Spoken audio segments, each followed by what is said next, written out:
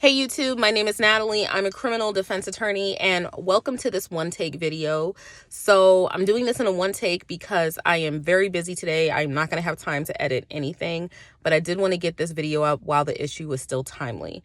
So yesterday, Sunday, I believe March 26, 2022, I could be wrong about the date. Will Smith and Jada Pinkett Smith were attending the Oscar Awards ceremony. Chris Rock was hosting the Oscar Award ceremony, and Will Smith was nominated for King Richard, which is a movie in which he played Venus and Serena Williams' father, Richard Williams. This was before Will Smith's category was up, so his category had not yet been called. Chris Rock was doing, his monologue. He was, doing jokes, and he was doing what's called crowd work, which is, where you reference members of the crowd and you tell jokes about members of the crowd. And he talked about, other celebrities that were present in the crowd. And then he talked about Jada Pinkett Smith. For some more context, Jada Pinkett Smith suffers from a autoimmune disease called alopecia areata, in which your body attacks your your hair follicles, and it causes your hair to fall out. And so as a result of that disorder, she has decided to shave her entire head, and has been quite public about that on her show, Red Table Talk, as well as her Instagram. And I don't know if Twitter, but I know that I saw her talk about it on Instagram. So while he's doing the crowd work, Chris Rock refers to Jada Pinkett Smith, and he says that he makes a joke about her in reference to G.I. Jane. Famously, Demi Moore played G.I. Jane, and for that, she voluntarily shaved her head in order to play a female military service member. Whereas with, Jada Pinkett Smith, it wasn't so much voluntary because she was suffering hair loss as a result of alopecia areata. So at first it was apparent that Will Smith was laughing at the joke, but at the same time you could see that Jada Pinkett Smith was not laughing, and she rolled her eyes and appeared to be upset. The camera cuts away from Will Smith to Chris Rock. He continues to make his joke. So you cannot see Will Smith approaching on the stage, or what makes him go from laughing to approaching the stage. But you do eventually see that Will Smith is on the stage. Will Smith proceeds to slap Chris Rock. I think that people thought that it was a part of a skit because Chris Rock was telling jokes, and who the hell would smack Chris Rock, right? Chris Rock is telling jokes, and Will Smith goes and sits down and says, "Keep my wife's name out of your MFing mouth." And he repeats it and screams it at him from the front row of the Oscars. Chris Rock says that he will, as in he will keep her name out of his mouth. He then kind of collects his thoughts and goes back to hosting the show. He says, I just got smacked by Will Smith, seemed to be utterly shocked, and then went back to hosting the show. So, the very interesting part I thought was that Will Smith went about the rest of the show. He was not removed from the Oscars. He was not escorted out. And then he went on to win in the Best Actor category for his portrayal of Richard Williams in King Richard, which is also, again, historical because very few, I think other than Denzel, very few black men have won that role, Best Actor. At some point during the night, Denzel Washington and Tyler Perry, and I think even Bradley Cooper, come up to Will Smith and comfort him. And it seems like they were talking to him and counseling him. Someone reported that Denzel Washington said, whenever you're elevating, that's when the devil is right there. You have to be careful. And during his acceptance speech, Will Smith apologized, but he did not apologize to Chris Rock. And he also stated that, he was playing Richard Williams, and Richard Williams was known for protecting his family. And so I've gotten a lot of questions on Twitter about what I think about this situation and what I think about the fact that Chris Rock apparently does not want to press charges. The LAPD did reach out to Chris Rock and reached out to Will Smith, and it does not appear that the LAPD will be pursuing charges unless Chris Rock decides that he wants to press charges. So first of all, let's talk about the legal ramifications of this. What happened? What did we see? What does that mean, right? Because there was even some discussion of, what is this? Like, is this assault? Is this battery? Is this something else?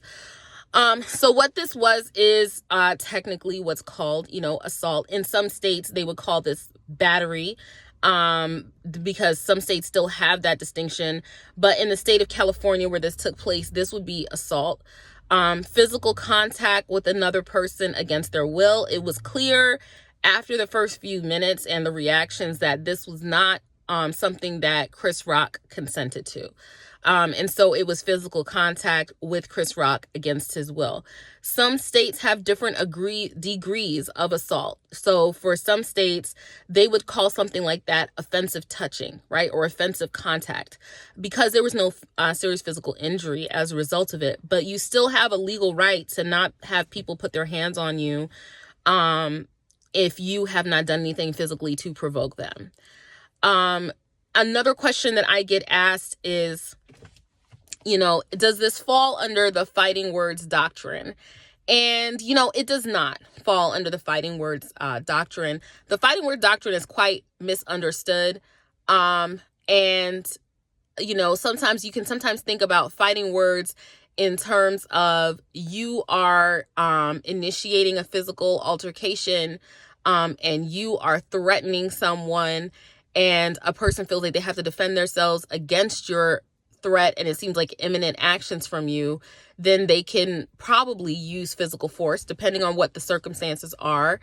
Some people can stave off fighting words as a defense in a civil litigation, saying that they couldn't have harassed the person because the other person started with fighting words, things like that. But, you said something I didn't like is never, like, oh, I just don't like that you said this very bad, tasteless joke about my wife's autoimmune disease or about her hair. It does not give anyone the right to put their hands on anyone. So under the law, there's no question that Will Smith committed an assault in front of all of us on national television. Will law enforcement do anything about it? They can. So it's not that they can't. They can if they wanted to. I've said time and again, I believe it's unlikely that law enforcement would do anything about this particular assault. So there are assaults where the defendant and the plaintiff and the state's witness are known to one another. The complaining witness are known to one another. And in those circumstances, that person may say, I don't want to press charges against my husband, my family member, my friend, my colleague, whatever it may be. This is a one-off event. I don't want to press charges. But either because there's like a public interest because it involves, like, say, domestic violence or something like that, or because, and when I say public interest, I don't mean like, oh, the public is interested in it. I mean that because domestic violence is an issue that can lead to death, law enforcement has started to take a more hands-on approach with pursuing those cases, even where the victim does not want to cooperate, right? Another case where they may want to proceed is where a person is seriously injured and they still do not want to proceed with the case. That actually happens all the time. Law enforcement and prosecuting offices can decide, look, it doesn't matter that this person does not want to pursue these charges. We are going to pursue these charges anyway, right? And so they can do that, but here's the issue with that, is that it's very difficult to proceed on a prosecution for assault where one of the elements is that the alleged victim did not consent to the contact without the participation of the other party. It can be done, right? There's different ways in which prior statements may be allowed in. You can use corroborating evidence from other people that viewed the incident maybe, or from, video footage or something to say, well, it doesn't matter what they're saying now. It's like it was unconsented to. But that's very, very difficult, mainly because in most states, you cannot call a witness simply to impeach them, which means you can't call a witness simply to say that this victim is lying and saying that they weren't assaulted because they love the defendant or whatever the case may be. So it's in general super hard to prosecute an assault in particular, because you have to show that the person didn't consent, an assault without the other person's participation. This case is unique in that if the state did want to proceed, everything is on video, right? Everything is on video, live and live in color. You've even got a motive and everything for the assault right there. Keep my wife's name out of your mouth.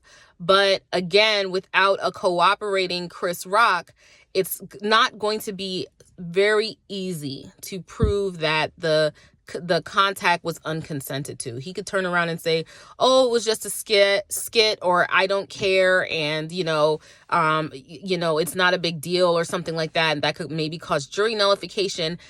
And that's a lot of resources to prosecute somebody for a second-degree assault that happened on a lot of video that, they're going to have to go pull and then give the video to the defense and all that stuff. It's going to be a lot of work and a lot of taxpayer dollars, where both parties the prosecution's key witness is not interested in pursuing the case.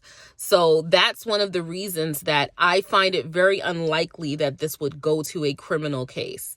For a civil case, yes, just like I said, it's black and white. It's black and white here that there is civil liability. What damages that Chris Rock would receive you can sue someone for civil assault. The difference between civil and criminal is that in criminal, something's going to be criminal whether there's an injury or not. It's just about the degree of criminality that it is. For civil, you can have liability, but then without any damages, there's not any incentive for an attorney to pursue it. There's not really an incentive for juries to issue, monetary judgments. Sometimes celebrities will sue, like they don't need money, but they'll sue, and they'll ask for like $1. They just sued for the principle of the matter. That happened with Taylor Swift. And that's happened with people before who don't need the money, but suffered some type of injury, and so they want to sue for it. Some civil actions require that there be an injury. Now, an injury doesn't have to be a broken bone or a scratch or, a bruise. That it's not just that type of injury in a civil case. Injury in a civil case could be like loss of reputation, loss of income, and emotional distress.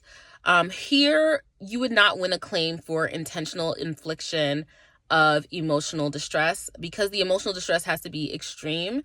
And the actions have to be so extreme outside of the norm of human conduct that it caused extreme emotional distress. That's a very hard bar to reach. And for many people, juries in particular, it probably wouldn't even make it through summary judgment with the judge, but say it did, juries in particular would probably have a hard time finding that a smack, even on national television, caused extreme emotional distress. So I highly doubt that this case will go to the courts unless there is some type of public outcry that really just wants to see Will Smith get arrested for assaulting Chris Rock.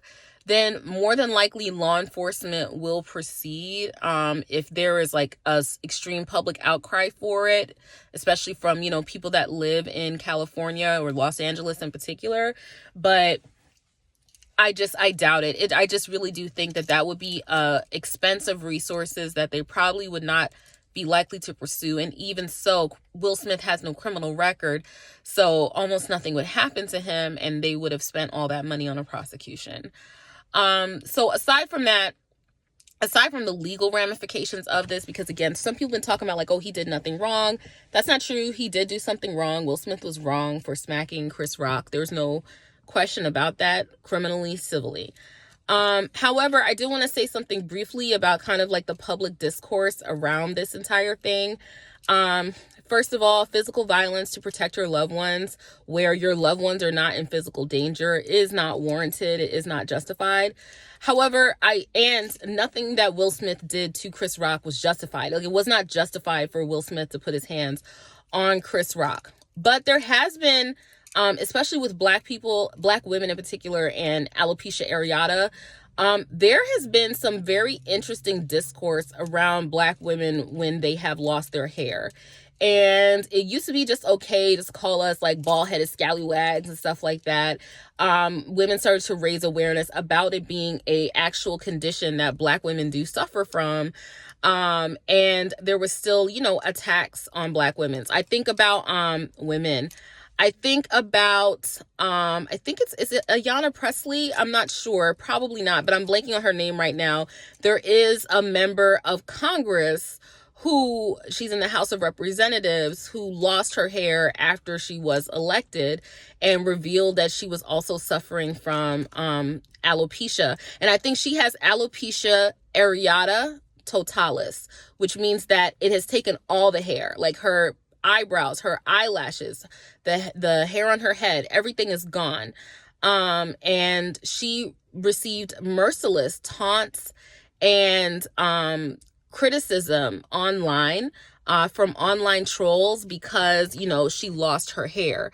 And in particular, Chris Rock should be more sensitive to that because he did make a documentary, which I thought was actually quite thought-provoking. It had some problems, but it was, I think quite thought-provoking, called Good Hair, in which it explored issues of natural hair in the Black community and relaxers, wigs, weaves, hair loss, all those types of things. Like, it explored all of those issues and themes in the Black community. So you would think that he in particular would be more sensitive to the optics of making fun of a Black woman's loss of hair or not having hair in front of a mostly white audience.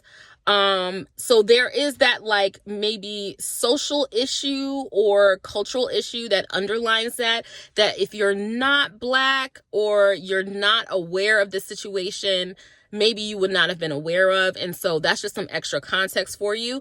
But context is just context. Like, it's like, it might be mitigating, but it doesn't excuse it. You know what I'm saying? It doesn't mean that what Will Smith did was right, because physical violence, again, is not justified in this situation.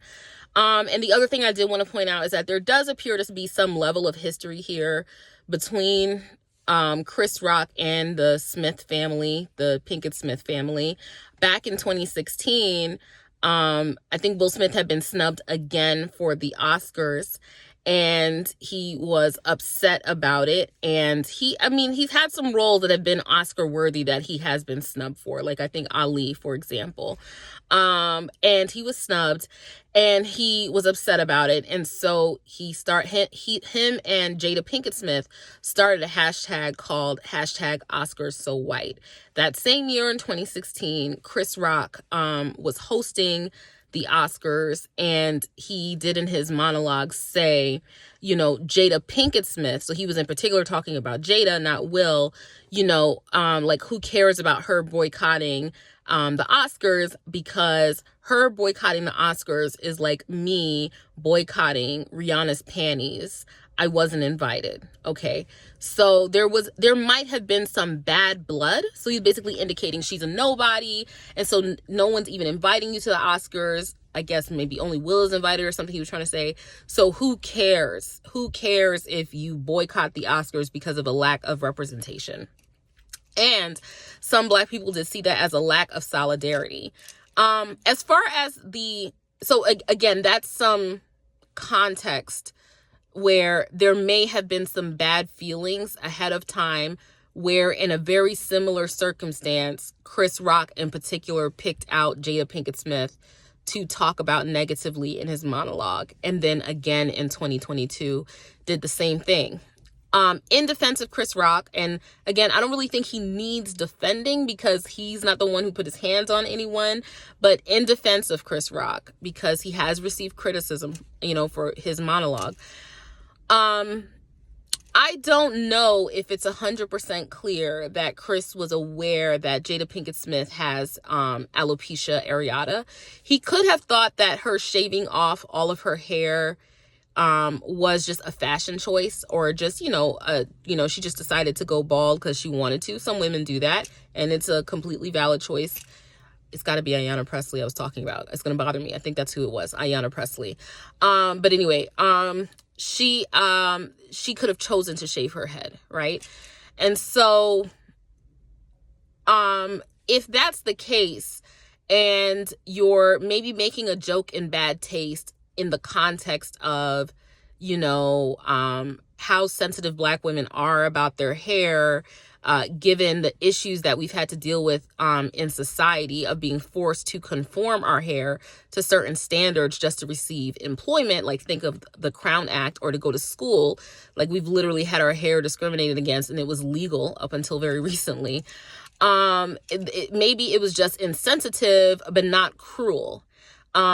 So what I'm trying to say is this: if he didn't know that she had alopecia areata, which is, again, an autoimmune disease, which causes massive devastation to people to not be able to grow your hair back.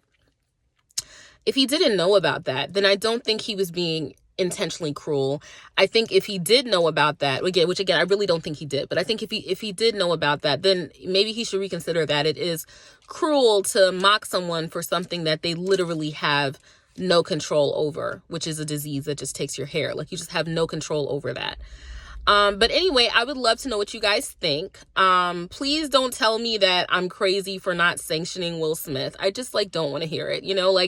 I love Will Smith. I really like Jada Pinkett Smith, and I really like Chris Rock. I actually have a personal story about Chris Rock. I'll tell you guys another time, but I really like Chris Rock. So I don't have any issues with any of these people, but sometimes you just have to call something for what it is. And in this circumstance, it was not the right thing to do. He should not have smacked Chris Rock. I think his entire acceptance speech and winning the Oscar for the first time after a multi-decades long career in which you have complained that you have not been appreciated for your work, you're finally getting appreciated, and you show up to the Oscars and show your ass like that. I just feel as though, there's no excuse, and you have to be better. You have to be better. Anyway, tell me what you guys think, and I'll talk to you later. Bye.